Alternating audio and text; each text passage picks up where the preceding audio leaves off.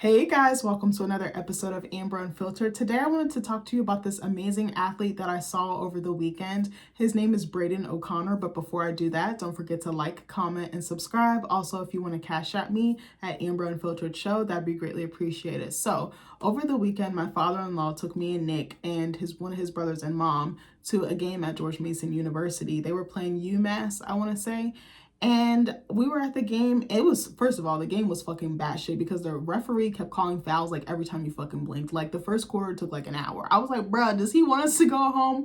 Like people were cussing out the refs. They were like, you fucking suck, bullshit. Like this one guy in front of us, he was really working his blood pressure up. Like Nick saw it. He was like, this guy is literally turning like tomato red. Like it was fucking hilarious. I was so fucking weak. And then there was a lady sitting behind us that was like, making so much commentary about this kid and some of the other kids on the team. I was like, I don't know if she's a professor there. I don't know if like maybe her kid plays on the team or she knows somebody else on the team. Like she was very chatty Cathy. I said, lady, I get that you're excited, but I was like, it's not that deep. Like it's fun, it's interactive, of course, but I was like, okay, like some of that stuff I probably would have kept to myself. But I remember we got there and when they were like doing like their warm-ups and stuff like that and they were getting everything ready, like certain things, like they have like a little ceremony for like Boy Scouts to come out and like readers, like kid readers who read like a certain amount of books can come out on the court and stuff like that. And I saw this kid and I was like, first of all, I was like, his hair is beautiful. He had like this big like blonde like curly afro. He is so adorable. Oh my God. I mean, these pictures don't show it, but he has really nice hair. Like that was what kind of, I was like, oh, you can't really tell. Hold on. I was trying to see if I could find a picture of him with the blonde hair, but I don't know if any are really online. Here, I'll just pull up a bigger picture of him. Okay, if my iPad wants to load. Hold on. Oh my God, why is it so fucking blurry? Hold on, guys. Oh my God, I literally just looked at other pictures of him and it was not blurry. Okay, this is kind of, I guess, what his hair looked like a little bit. He's a cute kid. I was like, oh my God.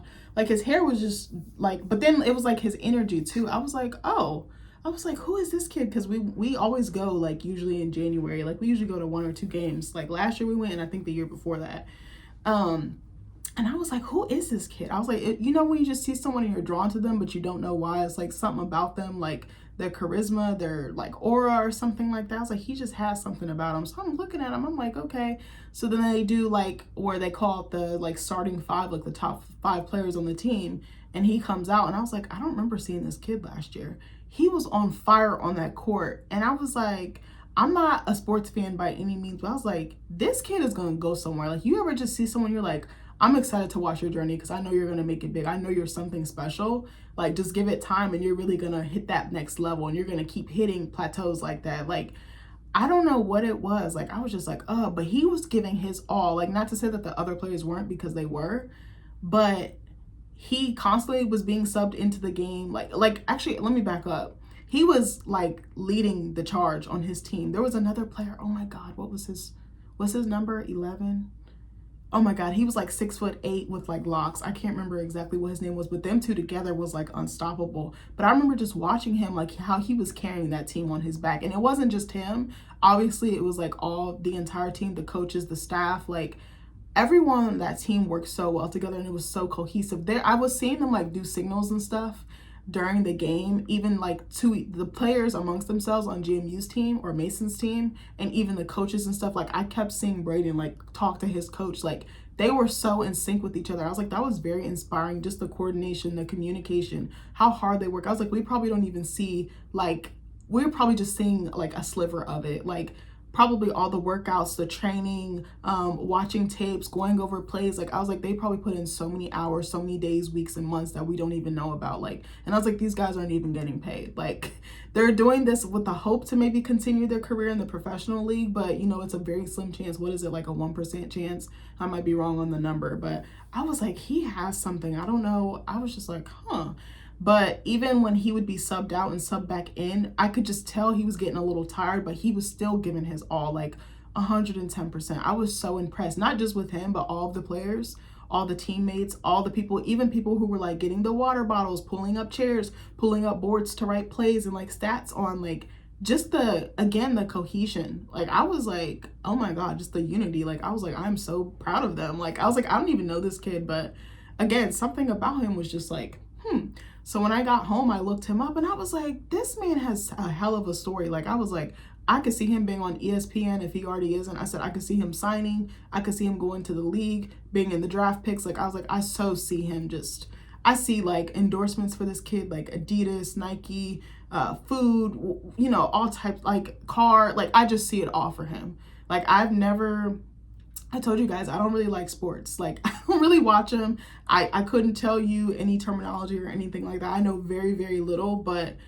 I was like, I'm going to keep an eye out for him because I was like, I want to see him win. I want to see him continue to eat and win. But I looked him up. I found a couple of interviews. I think I found one written one and then one on YouTube that he did. And they were both very fascinating. So the first one, I think it was like Ottawa Sports. So he's from Canada. I was like, what the hell? I was like, okay.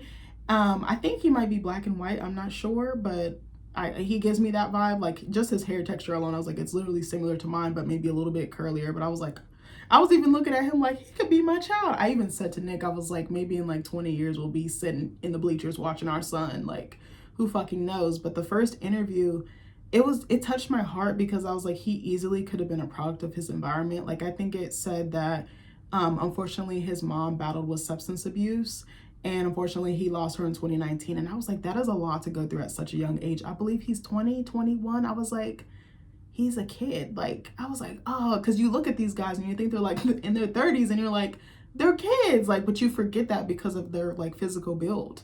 Like, they're so muscular, they're so tall, they're strong, they have stamina, endurance, all the things. But I was like, wow, like, he doesn't look like what he's gone through, at least to me. But and then it was saying that I believe that his grandparents raised him and his siblings, because I think he has 2 siblings. I don't know if it's 2 sisters or a sister and a brother. I'm not exactly sure. And then it was saying that his dad wasn't in the picture either. And I was like, he could have totally went down a different path, and I'm so glad he didn't. So I think what happened is his grandma found like this training center. Like, I don't know if it was all sports, I don't know if it was just basketball, and that I'm not too sure about. And she put him in there hoping to like give him some guidance and like mentorship, but also I think to keep him busy so that he wasn't like on the streets and stuff like that. And then he found a coach there and they hit it off, and you know, on the court and off the court. And this guy decided to take him under his wing because he was like, I've been there, done that. I don't want this kid to go through that. And he's like, I remember he was 11 years old. He came on my court. He had this big blonde afro. And I was like, who is that? And I was like, that's exactly how I felt when I seen him. Like, you just immediately drawn to him. I don't know what it is.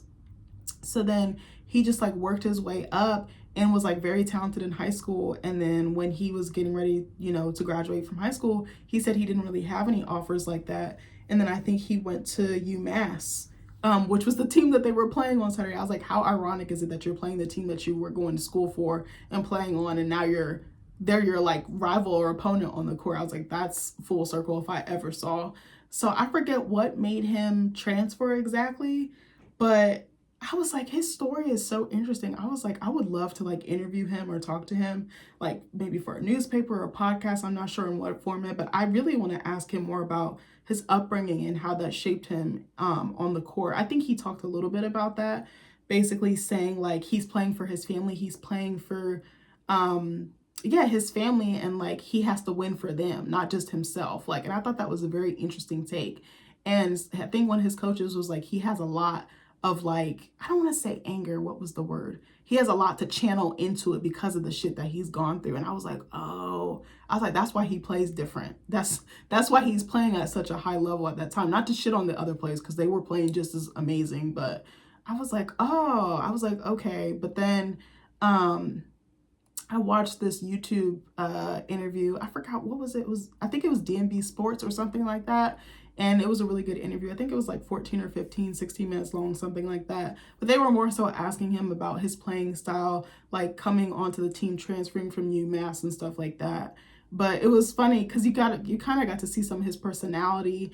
And he was really big upping his teammates, his coaches. Like, he just seemed like he had such a good head on his shoulders. And I was like, I hope he doesn't get caught up, you know, in the stuff that I feel like a lot of athletes, you know, especially young Black men or mixed Black men kind of deal with when they're coming up. I feel like probably all athletes deal with this, but I definitely see it more in Black athletes. Like, I hope he is able to keep that good head on his shoulders. He was talking about like his grandma coming to all his games and how supportive she really was. And I thought that was so sweet. And you could tell that she was his rock.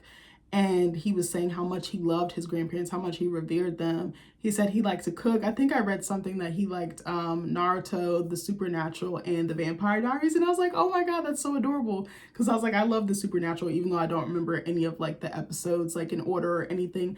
I don't think I watched it from a cohesive point of like beginning to end. I think I would just catch it on. I mean, I love supernatural things like fantasy, like vampires, mythological, like I love that type of stuff. But Vampire Diaries was my shit. Like every time I'm like, oh, I should rewatch it, I'm like, baby, this show is so fucking dark, like just dark energetically and just dark like the way that they shot it and like the content. You're like, damn, this kind of spicy. But it was a really, really good show. I think I had the books too.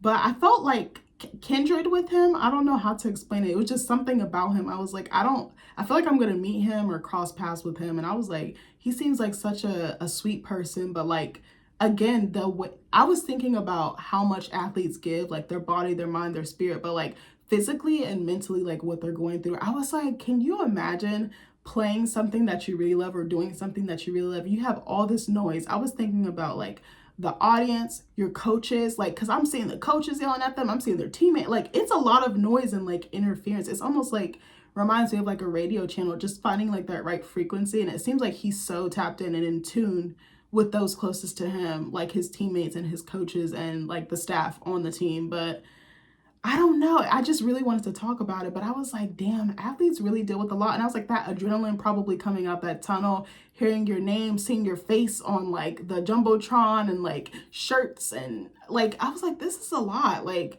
I don't think I could do it. And then like when the audience is yelling, booing, like I was even thinking about the other team for a moment. I was like, can you imagine shooting and a whole stadium is booing at you? Because they don't even want you there to begin with, because they feel that pride in their team and where they live. Like, the team reps us, you know, it's like like the audience is like an extension. So I don't know, but I really see him making it big. I really hope that he does. I think that is one of his end goals.